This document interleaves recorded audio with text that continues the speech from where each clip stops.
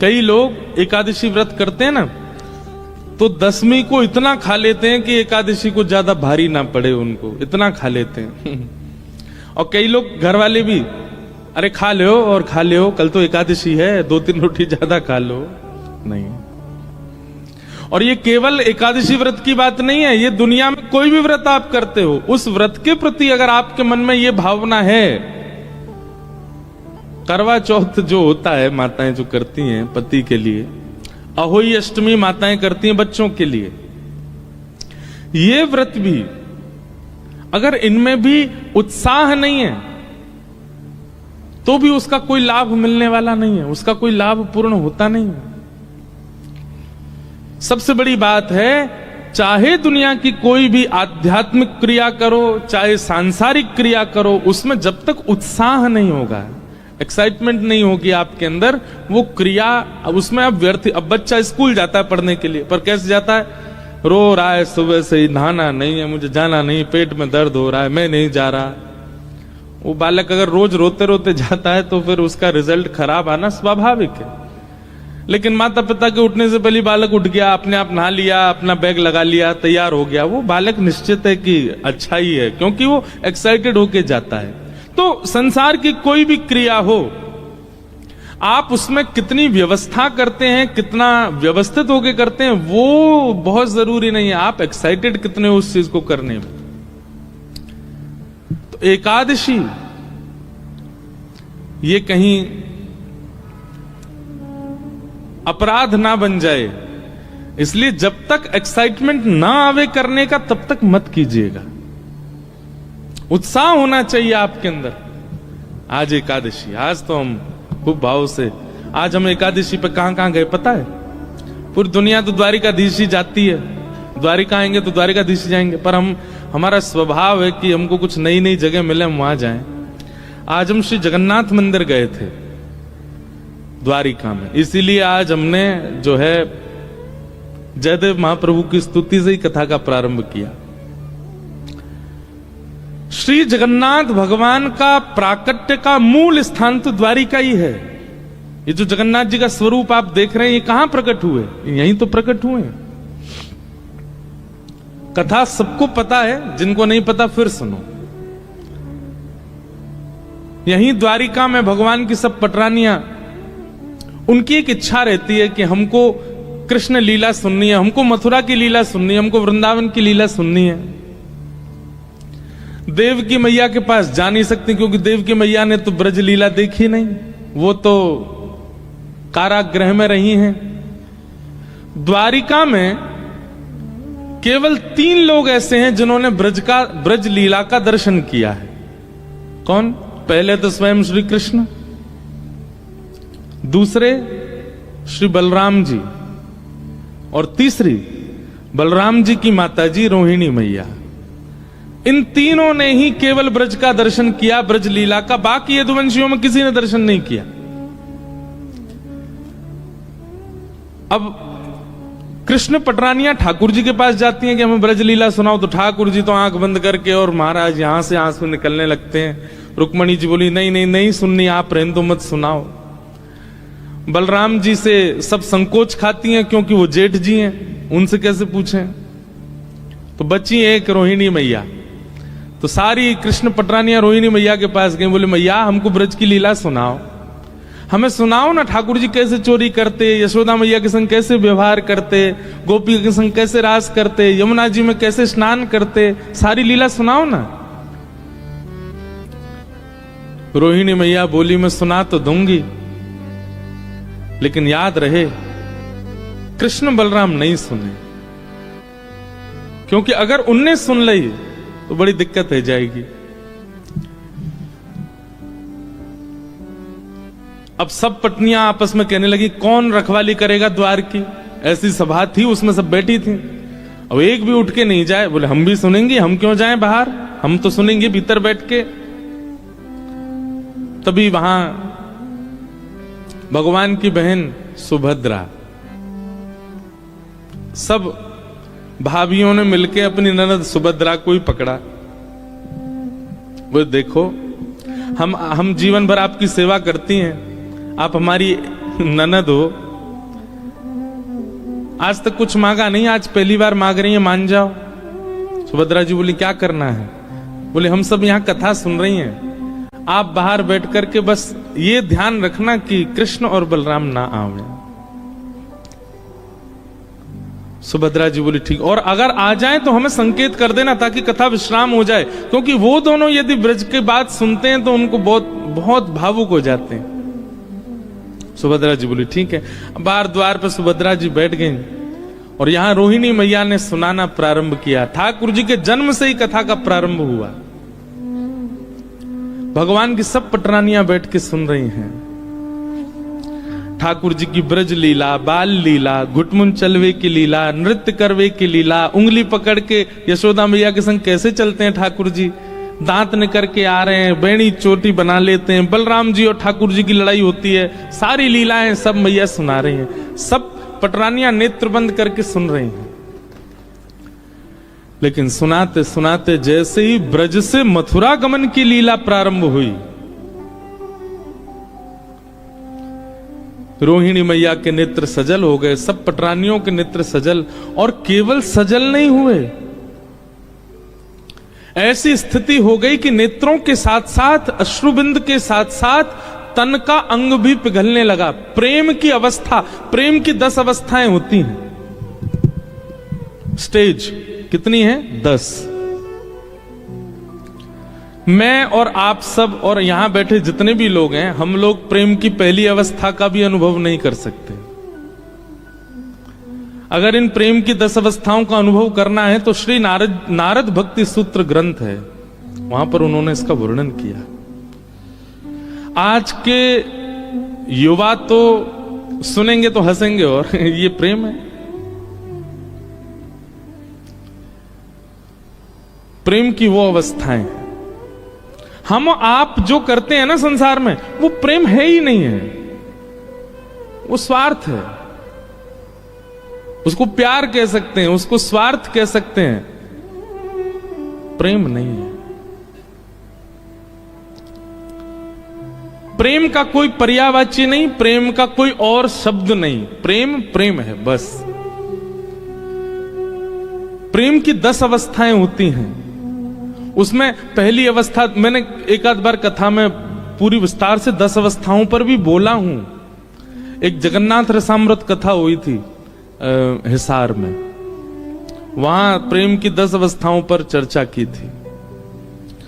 तो प्रेम की जो 10वीं अवस्था होती है, आज अवकाश भी नहीं है हमको कई प्रश्नों के उत्तर भी देने, और आप सबकी वेशभूषा ऐसी है कि आप सब उत्सव मनाने के लिए बैठे हो। प्रेम की अवस्था की अगर चर्चा होने लगी तो रोने लग जाओगे। यहां समुद्र तो खारा है ही, ये सत्व होटल में भी खारापन आ जाएगा, सबके नेत्र के अश्रुबिंद, इसलिए उस विषय में ज्यादा प्रवेश करना नहीं। प्रेम की 10वीं अवस्था क्या होती है कि व्यक्ति का विरह इतना हो जाता है अपने प्रेमी के लिए कि वो रोते रोते रोते रोते रोते रुदन करते करते अश्रु तो सूख जाते हैं, फिर प्रत्येक रों रुदन करता है, और प्रत्येक रों के रुदन में एक एक अंग बहने लग जाता, पिघलने लगता मोम की तरह। उस अवस्था में सब पहुंच गए। इतने में ही बाहर बैठी सुभद्रा, उनके नेत्रों से भी अश्रुधार गिर रही हैं और वो भी रुदन कर रही हैं। इतने भाव विह्वल हो गए सब कि तभी वहां कृष्ण बलराम का आगमन हुआ, और किसी को पता ही नहीं चला। बाहर सुभद्रा भी नेत्र बंद करके बैठी, वो भी नहीं पहचान पाई कि ठाकुर जी आ गए। उनको रोकना था, भीतर बता देना था कि ठाकुर जी आ गए, कथा विश्राम करो, पर इतनी भाव में चली गई कि बता ही नहीं पाई। तभी ठाकुर जी ने देखा ये सुभद्रा क्यों रो रही है, और ये भीतर से ऐसे जल का प्रवाह क्यों आ रहा है। ठाकुर जी ने जैसे कान लगा करके सुना तो श्री रोहिणी मैया ब्रज लीला सुना रही हैं, और सब गोपियां रो रही हैं, सब भगवान की पटरनियां रुदन कर रही हैं। ठाकुर जी ने मन में विचार किया, भीतर गया तो कथा में विक्षेप होगा, यहीं बैठ जाओ। और सुभद्रा जी के एक तरफ श्री द्वारिकाधीश और दूसरी तरफ श्री बलभद्र जी बैठ गए। आप जगन्नाथ जी में देखेंगे कि सुभद्रा जी की भुजाएं ऐसे नहीं हैं, जब जगन्नाथ जी का दर्शन करोगे तो ये जो दो भुजाएं सुभद्रा जी के बगल में हैं, ये ठाकुर जी की ही हैं। एक ठाकुर जी की, एक बलराम जी की। सुभद्रा जी की भुजाओं का ऐसे दर्शन नहीं है। क्यों? क्योंकि ब्रज लीला में सुभद्रा भी तो नहीं है। जब ब्रज का भाव सुनते सुनते सुनते सुनते ठाकुर जी इतने व्याकुल हो गए कि ठाकुर जी की दोनों भुजाएं खड़ी हो गईं, और मानो भगवान भुजा पसार करके कह रहे हो, अरे भैया कोई ब्रजते मेरे ब्रजवासीन को लियाओ, मेरो मधुमंगल श्रीदामा तन सुखा मन सुखा धन सुखा, मेरे नंद बाबा, मेरी यशोदा मैया, कोई उनको लेकर के आओ, मेरे हृदय से लगाए दो, मुझको ब्रजवासीन की बहुत याद आ रही है। ऐसा कहते कहते ठाकुर जी की भुजा खड़ी हो गई और यहां बलभद्र जी की भुजा भी पसर गई, और तभी प्रेम की 10वीं अवस्था आई और श्री ठाकुर जी के नेत्र पिघलने लगे, नासिका पिघलने लगी, कान पिघल गए, हाथ पिघल गए, पैर पिघल गए, सर्वांगीण अंग पिघलने लगा ब्रजवासियों के प्रेम में, याद में। ये दृश्य देख करके देवलोक में हाहाकार मच गया, ये क्या हो रहा है। तभी सब देवताओं ने नारद जी को भेजा, जाइए जाकर के कैसे भी ठाकुर जी पूरे सर्वांगीण पिघल जाएंगे, नदी बन जाएंगे, आप जाकर के कुछ कीजिए। बंधुओं एक बात कहें, परब्रह्म परमात्मा वो किसी बंधन में नहीं है, वो सबसे मुक्त हैं, बल्कि उनकी शरण में आने वाले अपने बंधनों से मुक्त हो जाते हैं। पर वो परमात्मा भी प्रेम के बंधन में तो बंधता है।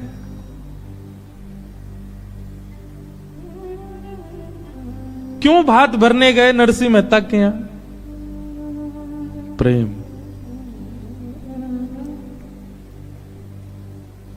क्यों कर्माबाई की झूठी बिना नभी धुबी अपवित्र, अब ये कहना तो बड़ा गलत है, पर एक प्रकार से हमारी दृष्टि से देखा जाए, जैसे हम प्रसाद बनाते हैं उस अनुसार तो कर्मा की खिचड़ी पाने योग्य नहीं थी ठाकुर जी के।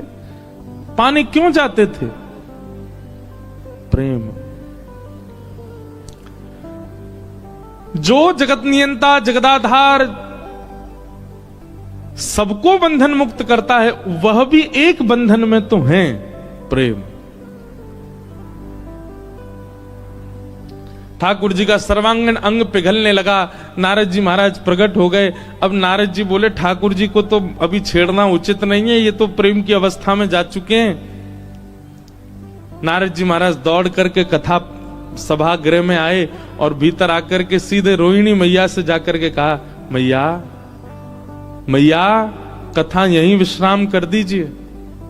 रोहिणी मैया के नेत्र खुले, आंखें लाल पड़ रही हैं, अश्रुधार से सर्वांगीण वस्त्र गीले पड़ गए। क्या हुआ नारद जी? बोले, आप यदि कथा विश्राम नहीं करेंगे तो ठाकुर जी गोमती जी के बगल में एक और नदी बहने लगेगी कृष्ण, एक और नदी बहने लगेगी बलराम, एक और नदी बहेगी सुभद्रा। स्थिति तो देखो। बाहर आकर के देखा तो सर्वांगीण अंग पिघल चुका है द्वारिकाधीश का। रोहिणी मैया सब पटरानियां रुदन करने लगी ठाकुर जी की इस अवस्था को देख करके। श्री जगन्नाथ भगवान की पलकें भी नहीं है, ये भी पिघल गई, इसलिए हमेशा आंख ऐसी खुली रहती है उनकी। ये ऐसे नेत्र क्यों हैं? ये ऐसे अधर क्यों हैं ठाकुर जी के? कभी कभी हमें संशय होता है, हम ठाकुर जी से प्रेम करते हैं कि ठाकुर जी भक्तों से प्रेम करते हैं? प्रेम हम करना ही नहीं जानते, ठाकुर जी ही करते हैं।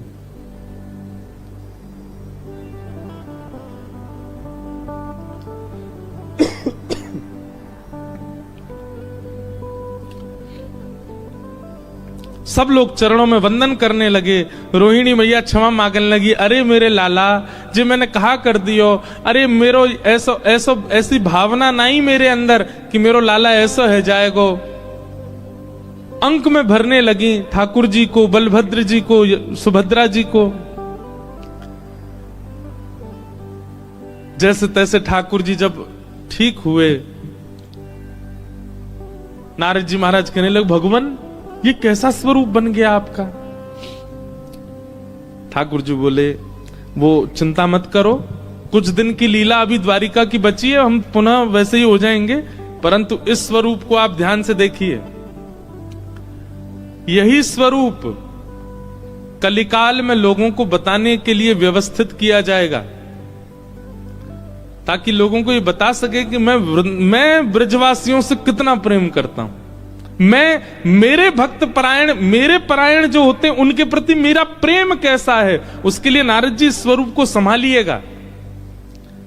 एक राजा होंगे इंद्रद्युम्न नाम के, और वे मेरे स्वरूप की प्राप्ति के लिए खूब यत्न करेंगे, तब वे मेरा एक स्वरूप बनवाएंगे, और तब उस मूर्तिकार से यही स्वरूप प्रकट होगा, और यही जगन्नाथ कहकर के पूरे विश्व में प्रसिद्ध कहलाएगा। बोलो जगन्नाथ महाप्रभु की जय। ब्रजवासी वल्लभ सदा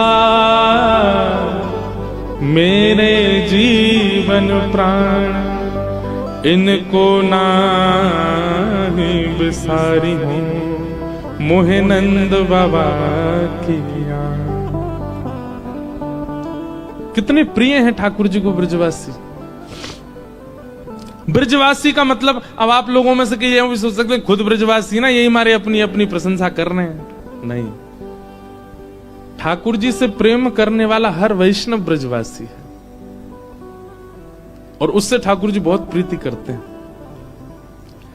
तो वही स्वरूप द्वारिका में प्रकट हुआ, और उसी स्वरूप को श्री नारद जी महाराज ने श्री जगन्नाथ भेजा, और कलिकाल में इंद्रद्युम्न राजा के यहां भगवान श्री जगन्नाथ बनकर के प्रकट हुए। तो आज हम गए थे। अब संभवतः हमको कोई बताने वाले ऐसे विशेष तो थे नहीं, एक भैया हमको लेकर के गए द्वारिका के, पर वहां आप द्वारिका में एक चीज अनुभव करते हैं, जैसे ही आप जामनगर से द्वारिका के लिए आएंगे, उजड़ा उजड़ा सा दिखेगा चारों ओर, ना कोई खेती, ना कोई बाड़ी, ना कोई वृक्ष, ना कोई फल, ना कोई फूल, कुछ नहीं। दूर दूर तक आपको खाली मैदान, रेगिस्तान ऐसा दर्शन होगा। लेकिन ऐसे द्वारिका में आज पहली बार हमने एक अद्भुत स्थान, वो जहां जगन्नाथ जी विराज रहे हैं, उसका दर्शन किया। दूर है थोड़ा सा, यहां से नागेश्वर के मार्ग में है, और जिनमें बस हो वो खोज लेना उनको, एकांत में रहते हैं, वहां भीड़ भी नहीं है ज्यादा। वहीं श्री जगन्नाथ मंदिर के सामने ही सरोवर है, और एकमात्र वो सरोवर है पूरे द्वारिका में जहां पर कमल खिलते हैं, वहां कमल विराज रहे हैं। तो हमारे मन में तो जैसे मैं उतरा गाड़ी से, तो मेरे मन में तो ऐसा आया कि सरोवर नहीं है, निश्चित ही सब भगवान की पटरानियां, ठाकुर जी, बलराम जी, सुभद्रा जी जब कृष्ण विरह सुन के रोए होंगे, उन्हीं के अश्रुबिंद हैं, इसीलिए कमल खिल रहे हैं। बाकी पूरी द्वारिका में कहीं कमल नहीं खिलते, उसमें इतने अद्भुत अद्भुत कमल खिले हुए। भीतर श्री जगन्नाथ जी विराज रहे हैं। जगन्नाथ जी का मंदिर, वहां कोई पुजारी जी थे, वो बता रहे ये मुगलों ने भी लूटा और अंग्रेजों ने भी लूटा। जहां जहां स्वर्ण लगा था वहां वहां अब स्वर्ण जैसा पेंट कर दिया है, और मंदिर बहुत प्राचीन है। उसको वो कैसे पता चला? क्योंकि उसकी जो दीवार थी वो कम से कम इतनी मोटी मोटी, ज्यादा बड़ा विस्तृत मंदिर नहीं है, पर बहुत शांति है वहां। अद्भुत वट वृक्ष हैं, उनके नीचे बैठ जाओ, 2-2 घंटा बैठे रहो। सामने सरोवर है, उसमें कमल खिले हुए हैं, बहुत सुंदर दर्शन। तो श्री जगन्नाथ जी का मूल प्रादुर्भाव स्थान आज हम देख के आए द्वारिका में, वहां गए, दर्शन करके आए। आज हमने एकादशी पे सुबह से द्वारिकाधीश के दर्शन नहीं किए, जगन्नाथ जी के किए। इसीलिए आज कथा प्रारंभ होती है, हमने जयदेव महाप्रभु की स्तुति गाई, क्योंकि जगन्नाथ जी को बहुत प्रिय है।